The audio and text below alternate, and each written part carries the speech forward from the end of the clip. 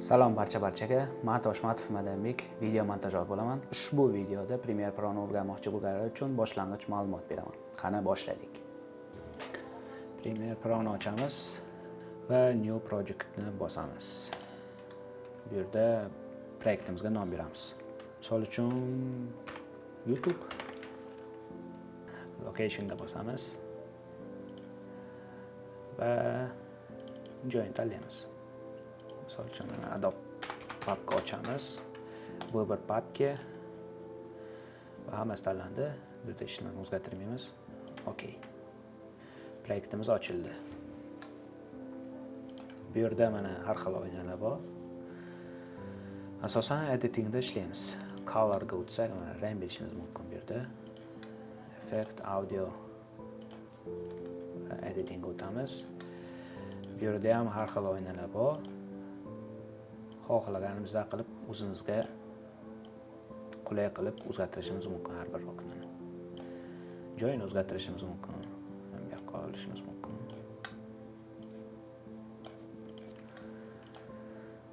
Va qanday qilib videoni tashlaymiz. Papkaga o'tamiz. Xohlagan videomizni tanlaymiz. Belgilab turib Premiere'ga tortamiz. Proyekt degan joyga tashlaymiz. Okey. Ikkinchi yo'li ham bor tashlashni. Mishkani o'ng tomonga bosamiz. Import belgilaymiz. Okey. Va tushadi. Qanday qilib atmana qilish mumkin? Orqaga qaytish. Ctrl Z. Va endi bu videoni timeline'ga tashlashimiz kerak. Shunday olib tashlasak, o'zi sekvensiya ochiladi. Videoga mos. Yoki yana ikkinchi yo'li Ctrl Z va mana bu yerga bosamiz. Sequence bu yerdan tanlaymiz. Mana 1080p 30 kadr. Bu yerdan nastroykasini o'zgartirishimiz mumkin. Gorizontalni, vertikalni qilishimiz mumkin. Va okeyni bosamiz va sekvensiya ochiladi. Bu yerga yana endi videolarni tashlaymiz.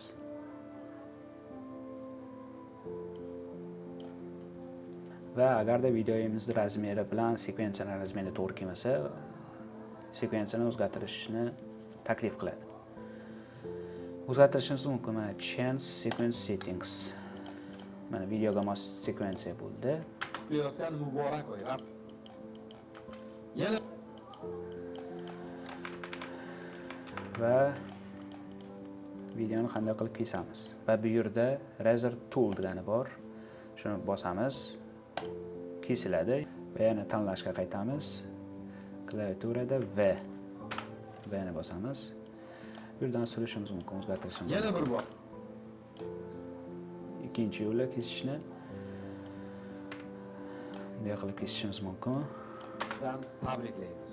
Va oxiridan ham shunday qilib kesamiz. Muborak oy.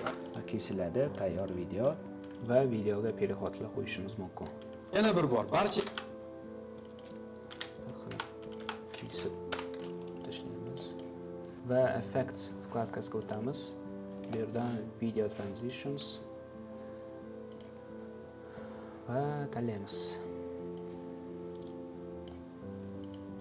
Chengizni o'tgan muborak oy. Ramazon bizni o'tgan muborak. Xuddi shunday переходlardan audioga ham qo'ysak bo'ladi.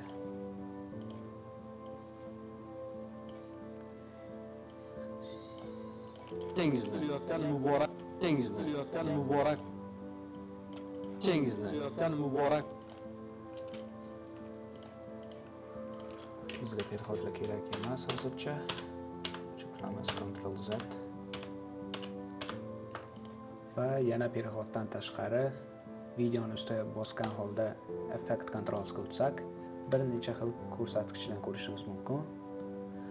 Motion, opacity, Time mapping, volume, motion bu videomizni joylashuvi. Katta kichikligi, 100%, baland pastligi, qaytamiz chapga, o'ngga o'zgartirishimiz mumkin. Rotation aylanishi mumkin. Bir necha gradusga. Opacity bu videomizni ko'rinishi 50% qilsak yarim ko'rinar, yarim ko'rinmas bo'ladi video. Ustiga yana boshqa video qo'yishimiz mumkin.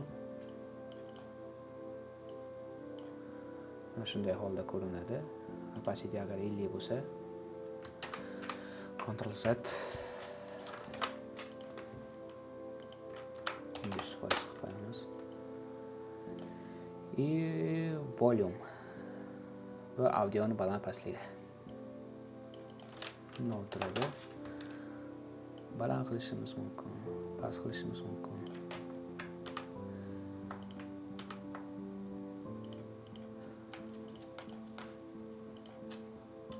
Bu ключик deb nomlanadi. Ключикni bosamiz, qo'yildi.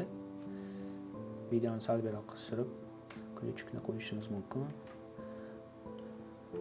Bunday qilib audioni plani baland yoki past qilishimiz mumkin. Misol uchun 5 qildim. Bunisini o'chirib turamiz.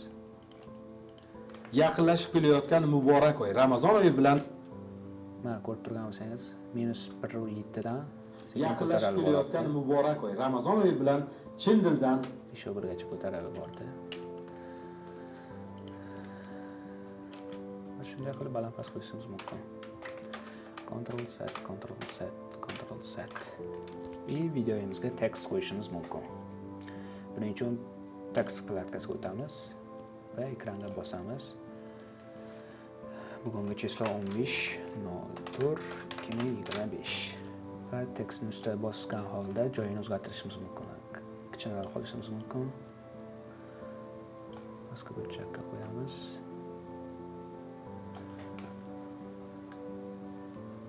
Va videomiz tayyor. yaqinlashib kelayotgan Tekst bizga kerak emas, shuning uchun o'chirib turamiz. Rang berishimiz mumkin. Color ga o'tamiz.